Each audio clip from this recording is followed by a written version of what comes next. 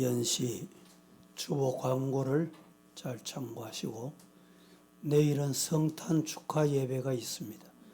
8시는 11시 예배에 참여해 주시고 9시에 주일학교 연합 예배가 있고 졸업 예배가 있습니다. 그리고 오늘 오후 예배는 성탄 축하 발표회가 있습니다. 다른 내용들은 주보 광고를 잘 참고하시기 바라고, 연초에는 또 특별 새벽 성회가 있습니다. 기도로 출발할 수 있도록 준비하시기 바랍니다. 오늘 본문의 말씀은 예수님께서 배를 타시고 갈릴리 바다를 건너 거라사 지방 가실 때 있었던 사건을 우리에게 소개해 주시고 있습니다. 갈릴리 바다는 사실 바다라고 말하지만 바다가 아니고 호수입니다. 남북으로 길이가 약 21km 정도, 50리 정도 된다 이렇게 보시면 되고, 동서폭은 약 15km 정도, 40리 정도 되는 이런 호수였다 그렇게 기억하시고, 이 호수의 수면의 바다 수면보다도 한 200m나 낮은 곳입니다. 기후가 더운 편이어서 여름에는 온도가 한 40도까지 올라갑니다. 그런데 다행히 이스라엘 나라는 습도가 적어서 이 동남아 지역의 베트남이나 태국과 같이 더워도 불쾌 지수가 낮아서 우리나라와는 다르다는 것을 이해할 필요가 있습니다. 반면에 북서쪽에서는 헬몬산, 구약에도 헬몬산을 많이 언급하고 신약에도 나타납니다. 이 헬몬산이 있는데 사철 이 헬몬산 정상에는 만년설이 있어서 찬바람이 요단 계곡을 타고 내려 불면 갈릴리 바다는 갑자기 거센 물결이 일게 되는 이런 현상 때문에 바다라 그렇게 부르게 됐다는 것입니다. 오늘 본문의 말씀을 보면 예수님이 타신 배가 이런 풍랑을 만나게 된 것입니다. 광풍을 만나 파도가 일어나서 배가 금방이라도 침몰될 것 같은 위기를 제자들은 만나게 됐습니다. 배 안에는 오늘 본문에 보니까 물이 가득 찼다. 물이 가득 차면 얼마나 불안하겠습니까? 그런데 예수님은 그 와중에도 얼마나 피곤하셨던지 주무시고 계셨다는 것입니다. 예수님의 12제자 중에 갈릴리 바다에서 자란 사람들이 여러 제자가 있었습니다. 그래서 그들은 갈릴리 바다 내용도 잘 알고 이와 같이 풍랑을 만날 때 어떻게 해야 되는 것도 잔뼈가 거기 굵었기 때문에 너무도 잘 알았습니다. 그러나 배를 젓고 기술을 있는 대로 다 동원해보지만 아무 소용이 없게 된 것입니다. 경험이나 기술, 지식과 힘으로 이 풍랑을 도저히 이겨낼 방법이 없게 된 것입니다. 12명의 지혜를 짜고 온 힘을 다했으나 헛수고였다. 방법이 없었다는 것입니다. 그때 제자들이 예수님을 깨웁니다. 선생님, 우리가 죽게 된 것을 왜 돌보지 않습니까? 우리가 죽게 됐는데 예수님은 어떻게 주무시고 계십니까? 이 말이겠죠. 아마 원망과 불평 섞인 소리로 주무시고 계시는 예수님을 깨우게 됐습니다. 지금 자기들은 어떻게든 배를 몰아서 살려보려고 애를 썼는데 어떻게 태연하게 예수님은 주무실 정신이 있냐? 주무실 여력이 있냐? 이 말입니다. 제자들은 자신들의 믿음 없는 것은 반성하고 돌보기보다는 태연하게 주무시는 주님을 원망하게 된 것입니다. 우리의 삶에도 이런 때가 많이 있습니다. 우리의 환경을 보고, 우리의 지혜를 보고, 내가 있는 힘을 다해서 노력했는데 왜 안 되노? 원망하고 불평할 때가 많다는 것입니다. 성도 여러분, 지금 여러분 중에 혹시 풍랑을 만나신 분이 계십니까? 무슨 풍랑을 만났습니까? 가정의 풍랑을 만났습니까? 경제의 풍랑을 만났습니까? 믿음의 풍랑을 만났습니까? 자녀로 말미암아 풍랑이 왔습니까? 두려워하지 마십시다. 아니, 두려워하지 말라. 이 말은 주님이 하시는 말씀입니다. 로마서 제5장 3절 말씀은 우리에게 이렇게 일러줍니다. 우리가 환난 중에도 즐거워하나니 환난은 인내를, 인내는 연단을, 연단은 소망을 이루는 줄 아느니라. 믿습니까? 시편 119편 71절 말씀은 이렇게 말합니다. 고난당하는 것이 내게 유익이다. 이로 말미암아 내가 주의 율례를 배우게 됐다. 고난이 오면 뒤돌아보고 생각하게 되고 주님을 깨우게 됩니다. 그래서 고난이 유익한 것입니다. 우리가 부르는 찬송 중에 373장 고요한 바다로 저 천국 향할 때 주 내게 순풍 주시니 참 감사합니다. 2절 가사는 오늘 본문에 아주 적절한 가사입니다. 큰 물결 일어나 나 쉬지 못하나 이 풍랑 인연하여 더 빨리 가게 되더라. 깨어 일어나신 주님은 말씀 한마디로 바람과 파도를 잔잔하게 하셨습니다. 그리고 제자들에게 말씀하십니다. 어찌하여 이렇게 무서워하느냐?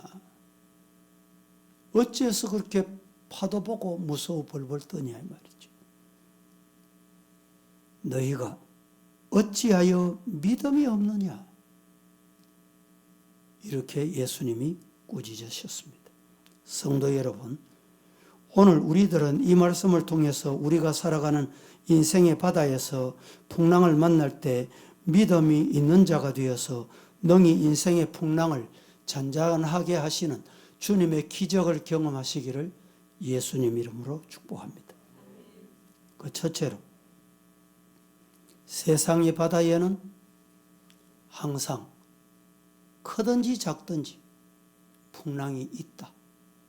잊지 말아라 라는 말입니다. 바닷가에 나가보면 아무리 바람이 불지 않는 날씨에도 작은 물결이 계속해서 밀려오는 것을 우리는 보게 됩니다. 바다가 잔잔하면 수평을 바라보면서 석양이 얼마나 아름다운지요. 그런데도 그 바다에는 바람이 있습니다. 잔잔하다는 것뿐입니다. 바다에는 바람이 있듯이 잔잔한 바람도 바람입니다. 작은 바람이든 큰 바람이든 인생의 여정에는 언제나 있다. 그래서 세상 사람들은 인생 여정을 고해라고 하는지도 모릅니다. 고통의 바다, 고난의 바다다. 이런 뜻이 담겨 있습니다. 사도 바울을 태우고 가던 배가 유라굴로라는 큰 광풍을 만날 때 열나흘 동안 바다에서 먹지도 못하고 죽을 고생한 사건이 사도행전 27장에 소개하고 있습니다. 14절에 얼마 안 되어 섬 가운데로부터 유라굴로라고 하는 큰 광풍이 크게 일어났다. 이렇게 소개하고 있습니다. 우리들도 언제 어디서 어떤 모양으로 유라굴로 같은 광풍을 만날지 모른다. 그래서 항상 신앙생활하는 사람은 긴장을 해야 됩니다. 정신을 차려야 돼요. 정신을 빼놓고 다니면 안 돼요. 영혼 없는 말을 하면 안 돼요. 내가 언제 그 말을 했노? 금방 해놓고 잊어먹는 사람. 왜 그렇습니까? 영혼 없는 말을, 정신없는 말을 하고 있기 때문에. 저는 평생 목회하면서 하루도 긴장을 낮춰본 적이 없습니다. 군대에서 훈련받을 때 경계하는 수칙이 있습니다. 경계하는 사람은 가까운 곳에서 먼 곳으로, 가까운 곳에서부터 먼 곳. 그게 경계, 보초 서는 사람의 수칙입니다. 내 가까이, 내 자신부터, 가정부터, 가까운 곳에서부터, 친한 사람부터 항상 경계해야 됩니다. 여러분, 인생은 변합니다. 사람은 변질됩니다. 변질이 잘 됩니다. 자신의 실리에 따라서 변질됩니다. 유익하다 싶으면 가까이 와서 헤헤 있는 간이라도 다 빼줄 정도로. 그런데 그 유익이 되지 않는다고 생각해 보세요. 돌아서고 등에 칼을 꼽는 것이 인간입니다.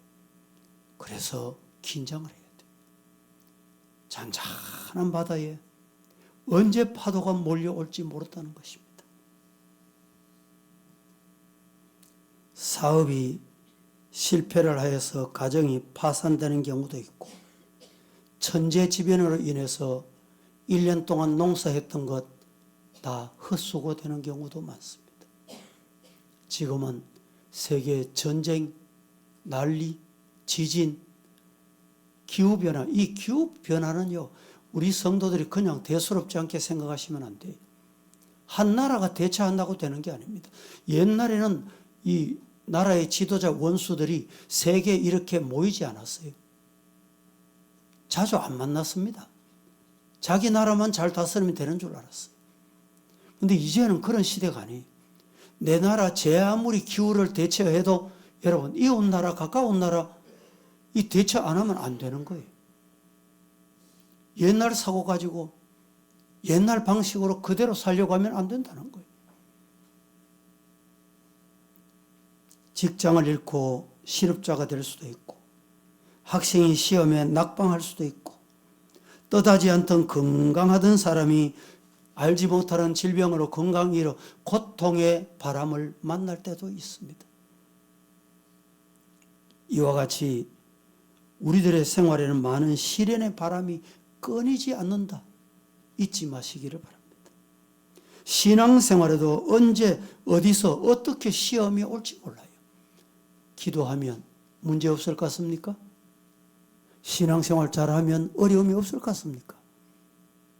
신앙에도 바람이 있습니다. 긴장하고 정신을 차려야 돼요. 구약 성경에 행복하기만 하고 평온하기만 했던 욥의 가정 보세요. 시련의 광풍이 불어닥쳤습니다. 이 시련의 광풍이 왜 불어닥쳤습니까? 욥이 뭘 잘못했습니까? 욥의 신앙을 시기하고 질투한 사탄. 오늘 또 우리 주변에 이럴 수 있습니다. 아들, 딸, 10남매 하루아침에 죽고 재산을 모두 도둑맞고 온몸에 악창이 일고 그의 부인은 저주를 퍼부어가며 죽으라고 다구쳐대고 도망가 버립니다. 문병 온 친하다고 하던 친구들은 뭐라고 말합니까? 위로하기는커녕 오히려 욥을 더 괴롭게 만들었습니다. 그러나 그 와중에도 따라하십시다. 욥은 뭘 지켰어요? 믿음을 지켰어요. 신앙을 지켰어요. 오늘 세상에 풍랑이 일어나도 욥과 같이 믿음 지키시기를 주님 이름으로 축복합니다. 우리가 부르는 찬송 336장에 보면 가사가 참 좋습니다. 환난과 핍박 중에도 성도는 믿음 지킵니다.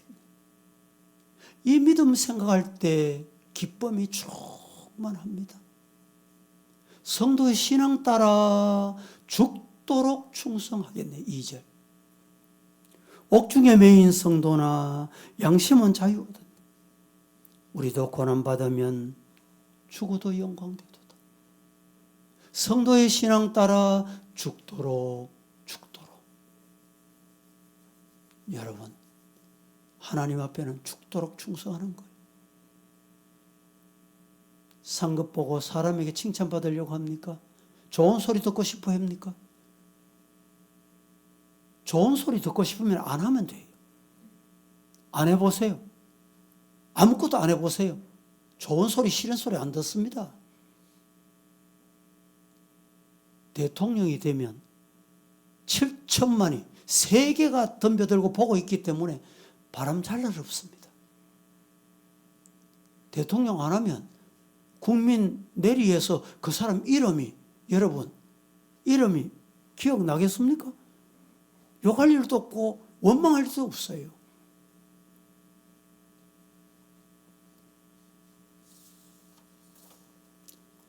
요한복음 16장 33절에 세상에서는 네가 환난을 당하나 담대하라. 내가 세상을 이겼다.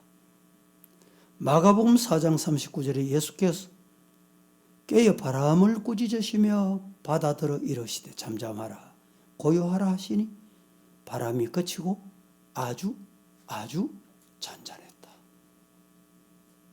두 번째, 제자들이 두려워한 이유가 뭐냐? 왜 두려워했습니까? 여러분도 제자들 같이 두려워 떨고 있는 분 없습니까? 왜 두려워했는지 이유를 아셔야 돼요. 제자들은 지금 주님과 함께 있다는 사실을 까마득히 잊어버렸어요. 같은 배에 타고 있음에도 하나님이, 예수님이 나와 함께 계신다는 것 잊어버리는 거예요. 망각 상태예요. 그러니까 두려워한 거예요. 그렇게 많이 이적을 행하신 것을 직접 눈으로 목도하고도 풍랑을 만나니까 주님이 계신다는 것 잊어버린 거예요. 오늘날 우리도 마찬가지입니다. 주님을 믿는다고 말로는 주여, 주여, 주님 이름 부릅니다. 그러면서도 주님이 나와 함께 계신다는 사실을 잊어버려요. 주님이 여러분 저 하늘에만 계십니까? 높은 데만 계십니까? 주님이 도대체 어디에 계십니까? 누구와 함께 계십니까? 마태복음 28장 20절 말씀에 내가 세상 끝날까지 너희와 항상 함께 있으리라. 따라 하십시다. 내가 세상 끝날까지 너희와 항상 함께 있으리라. 믿으시기를 축복합니다. 마태복음 10장 28절, 29절, 30절, 31절에 몸은 죽여도 영혼이 죽이지 못하는 자 두려워할 거 없다. 사람 두려워할 거 없습니다. 환경 두려워할 거 없어요. 제 아무리 환경이 어려워도 주님이 임마누엘 되셔서 나와 함께 계시면 두려움을 이깁니다. 이사야 41장 10절 말씀은 여러분들이 잘 아는 말씀. 보라, 주 여호와께서 장차 강한 자로 임하실 것이다. 친히 그 팔로 다스리실 것이다. 상급이 그에게 있고 보응이 그 앞에 있다. 두려워하지 말라. 내가 너와 함께하면이 놀라지 말라. 나는 네 하나님이 됨이니라. 내가 너를 구세게 하리라. 참으로 너를 도와주리라. 참으로 나의 의로운 오른손으로 너를 붙들리라. 그게 믿음입니다. 이해가 저물어 갑니다. 한 해를 어떻게 사셨습니까? 이 한 해를 어떻게 마무리하시렵니까? 24년 어떻게 맞이하시려요? 어떻게 첫 발을 내디디실 겁니까? 말씀하십니다. 두려워하지 말라. 내가 너와 함께한다. 믿으시기를 축복합니다. 가정이 파탄을 당해도 다시 재기할 수 있습니다. 사업이 부도가나 쓰러져도 다시 일어날 수 있습니다. 직장을 잃고 실업자가 돼도 다시 직장 구할 수 있습니다. 가정을 잃고 질병의 고통이 있어도 고침받으면 건강 찾을 수 있습니다.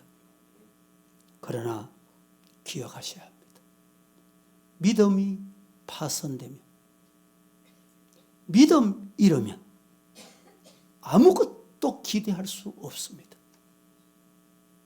믿음 잃으면 그 인생은 끝입니다.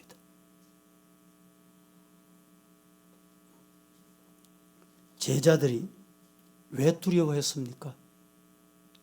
두려워한 이유는 제자들이 주님이 함께 계신다는 걸 까마득히 잊어버렸고, 또 하나, 제자들은 주님이 누군지를 제대로 몰랐어요.